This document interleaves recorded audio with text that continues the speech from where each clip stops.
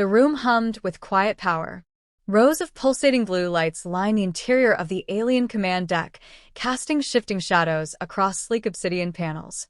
Cold, calculated eyes watched the human as he was led into the center of the room, hands shackled in magnetic cuffs, boots echoing with each step. He stood tall, despite the blood staining the collar of his torn uniform, despite the heavy air of judgment pressing in from all sides. Elias Ward, Earth Alliance strategist and decorated veteran, met their stares with silent defiance. The Zarkari Dominion's war council sat semicircled before him, their blue-hued faces unreadable. 4 of them wore battle armor etched with glowing glyphs. Another, more slender and draped in ceremonial robes, observed with a slow tilt of its head. Behind them, towering over the others, stood a skeletal being with elongated limbs and translucent skin veined with light, the Inquisitor. It moved with eerie silence, a predator cloaked in restraint. "This is the human who dismantled 3 of our border fleets," one of the armored Zarkari spoke in their liquid dialect, translated instantly through the ship's neural interface. "He looks fragile." "He is," the Inquisitor replied. "But the mind is not." Elias didn't flinch. He studied each of them with the precision of a chess master analyzing his opponents, as if the chains binding him were merely a formality. Every second of silence served a purpose, every heartbeat measured. He had been captured during what should have been a neutral summit on Telluron Prime, a diplomatic outpost far from contested space. The betrayal had been swift. No warning. No declaration. "You violated a ceasefire," Elias said, his voice calm, precise.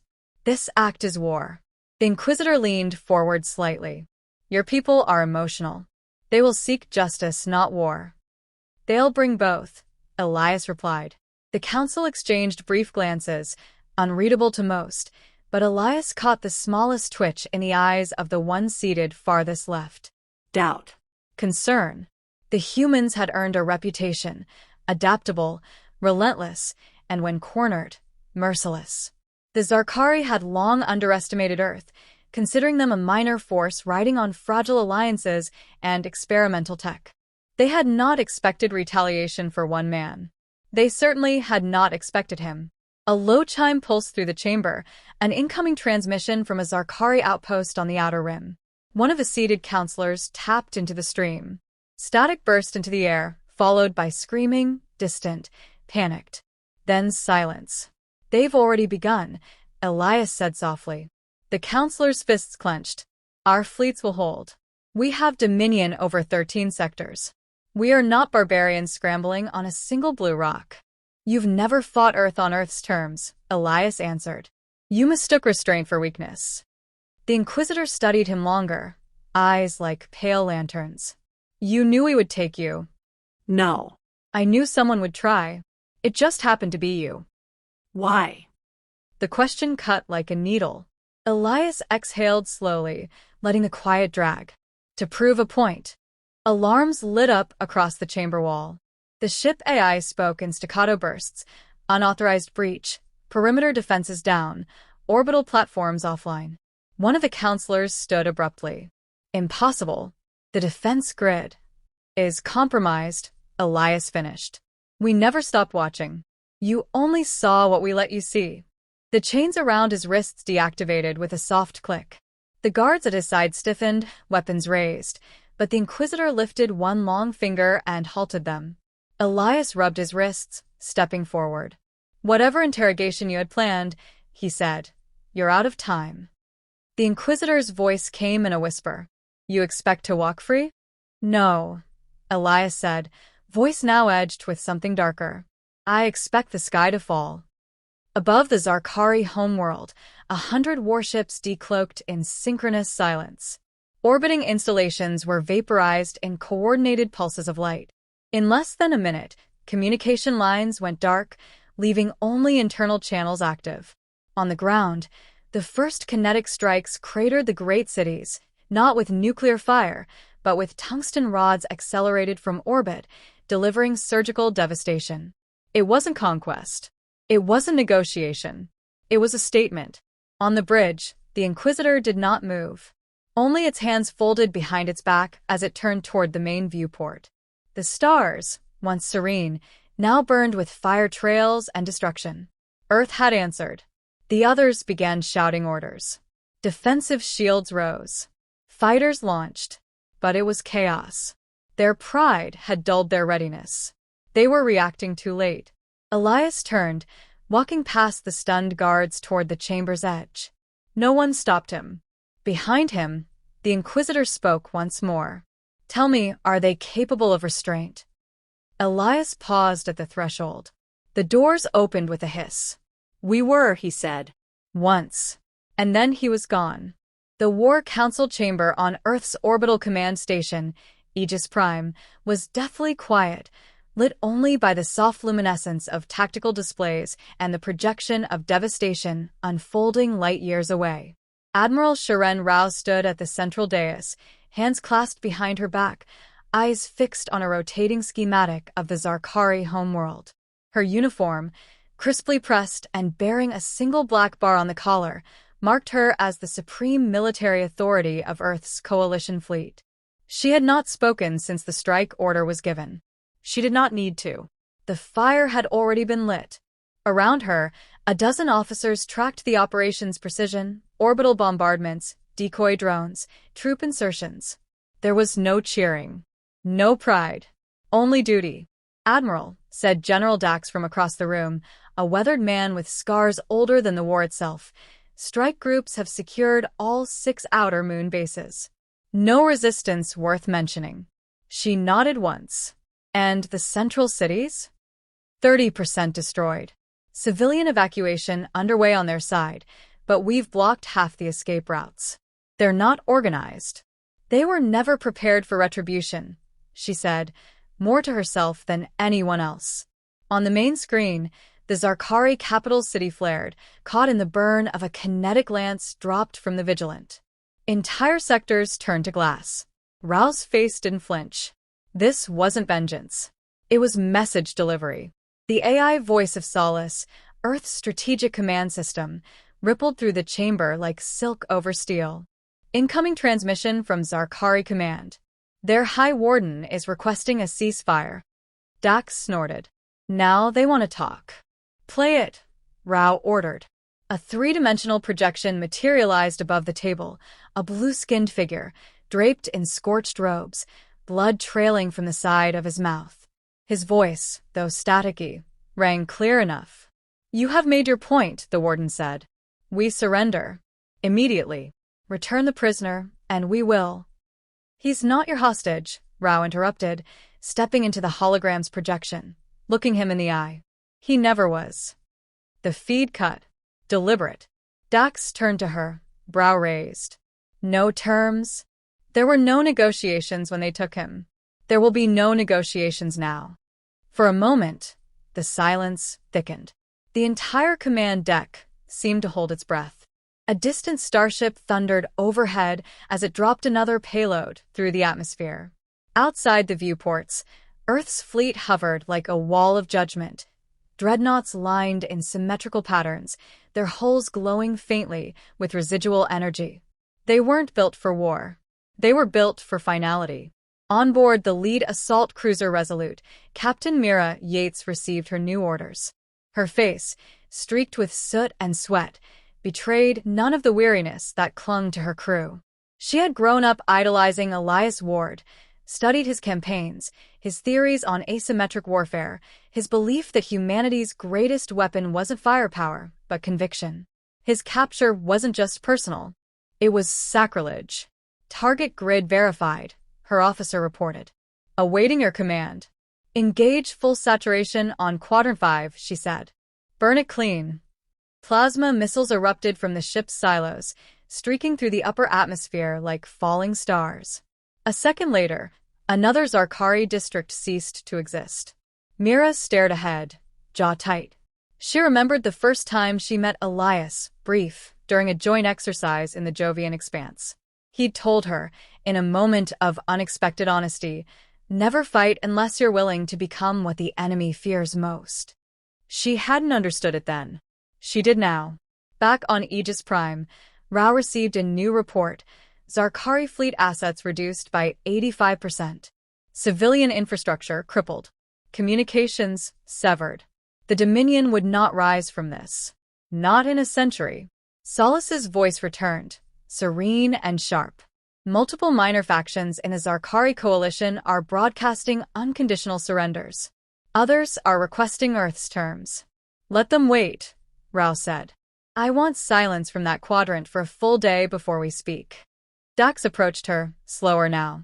Elias, we don't know if he's still alive. We've hit every major site where he might have been. We should prepare for the worst. Rao didn't answer at first. She simply stared at the tactical display. Then, in a voice neither bitter nor hopeful, she said, if he's alive, he'll find a way. And if he's dead, her gaze darkened. Then they'll learn what the word annihilation truly means. Even as the second wave of Earth forces prepared to deploy for surface sweeps, the deeper machinery of retaliation moved unseen. Earth's intelligence networks began collapsing Zarkari-linked assets in trade, espionage, and outer diplomacy. Their allies, once proud in their neutrality, now begged to distance themselves. The galaxy was shifting.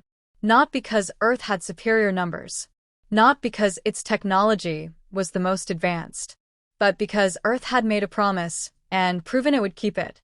Somewhere in the void, aboard a stolen Zarkari transport ghosting its way out of the ruined sector, Elias Ward sat alone in a pressurized cabin, tending to a wound stitched with field-grade polymer. He stared through the viewport at the smoldering planet below, eyes tired but alive. He whispered, to no one in particular, I told them. And outside, the stars seemed to burn just a little brighter. Elias Ward stepped onto the bridge of the Zarkari vessel like a ghost returned from the dead. The stolen cruiser was barely holding together, patched with scavenged systems, lights flickering with dying energy, atmosphere thinned by countless microfractures. Yet the human stood tall in the center of it, wrapped in a worn Earth Alliance jacket draped over alien uniform scraps, a fusion of identities that no longer mattered. Behind him, the Zarkari pilot he had spared slouched unconscious at the controls, bound and sedated. Elias hadn't killed him. There had been enough death already. He opened a direct channel to Aegis Prime. It took less than a second for Admiral Rao's face to appear, flickering on the makeshift display, her eyes widening, not with disbelief, but with confirmation of what she had always quietly hoped. You're late, she said, voice steady. I had to borrow a ride, Elias replied, managing the hint of a smile. Behind Rao, General Dax leaned into frame. You're lucky we didn't vaporize that ship. Commands on hair-trigger protocols. You've trained him well, Elias said, then exhaled slowly. What's the damage? Rao's pause was long. Total infrastructure collapse across 7 systems. Zarkari Dominion has formally dissolved. The remnants are scattering into deep space. Civilian losses. I don't need numbers. Elias cut in softer. I know. There was no pride in his voice. Only gravity. What had begun as a precision retaliation had become something larger, a demonstration not just of force, but of will. Earth had shattered a galactic power for the crime of abducting one man. And the message was clear. Harm a human, and you invite extinction. I want to be debriefed immediately, Elias said. There are things I've seen, structures beneath the capital, creatures they didn't show to diplomats. Something deeper was brewing there. Rao nodded. We'll arrange secure transit. Extraction team is en route. And Elias, she leaned closer, voice lower. You're more than a symbol now. The whole galaxy saw what we did for you. I didn't ask for that. You didn't need to. He cut the transmission and leaned back against the bulkhead, staring at the ceiling. The hum of the ship was beginning to stutter. Life support failing. He had maybe 6 hours before he needed to be off this vessel. But even now, alone in the echo of recent chaos, his mind drifted to a quiet memory, standing in his father's greenhouse as a boy, watching leaves curl beneath ultraviolet lamps. Fragile things, plants.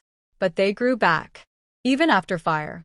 The memory was interrupted by the ship's AI flickering to life, a fractured voice speaking in broken Zarkari. Warning. Core collapse projected in 12 hours. Recommend. Elias shut it off. He didn't need warnings. He needed resolution.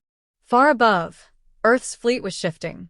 No longer in formation, the Armada now returned to holding patterns, slowly withdrawing from the charred orbits of what were once Zarkari strongholds. On the flagship Vigilant, Captain Mira Yates stood alone on the observation deck. Below her, the shattered hemisphere of the enemy world glowed faintly, tectonic plates split by relentless bombardment. "You see it?" came a voice behind her. She turned to find Solace, or rather, the humanoid drone carrying Solace's presence, standing silently with hands clasped. "I see a wound," she said. Solace's voice was calm. "The wound is a lesson. Do you doubt its necessity?" "No," she answered honestly. "But I doubt the peace that follows it." Solace tilted its head. "Peace isn't the goal. Deterrence is." Yates didn't reply. She knew it was true. Yet somewhere beneath the silence, she could still hear the screams from ground transmissions, the static bursts of dying fleets, the echo of what humanity had become in the name of one of its own. Back on the crippled cruiser, Elias felt a distant vibration. The extraction team had arrived. The outer hull groaned as their ship docked with magnetic arms, airlocks sinking. A hiss of pressure equalizing, then movement. 3 soldiers stepped in, armored in the matte-black exosuits of Earth's elite recovery division. They didn't salute. They didn't speak. The lead officer simply extended a hand. "Welcome home, sir." Elias hesitated, then took the hand. As they guided him back through the docking corridor, he glanced one last time over his shoulder. The vessel that had held him prisoner, then ferried him through fire, now sat in silence, a dead shell in the void. A footnote in history. As the team moved into the shuttle, Elias spoke without turning around. "You'll want to mark those coordinates. There's something under the city ruins. Not Zarkari." The lead officer nodded. "Understood. We'll relay." The doors sealed behind them. Engines ignited. The shuttle veered away from the wreck, disappearing into the field of warships waiting like sentinels against the void. Later, in a sealed debriefing room aboard Aegis Prime, Elias stood before a panel of intelligence officers and military leaders. They asked him everything about the interrogation, the infrastructure beneath the capital, the strange biological chambers he glimpsed, the psychic resonance experiments. He told them what he knew.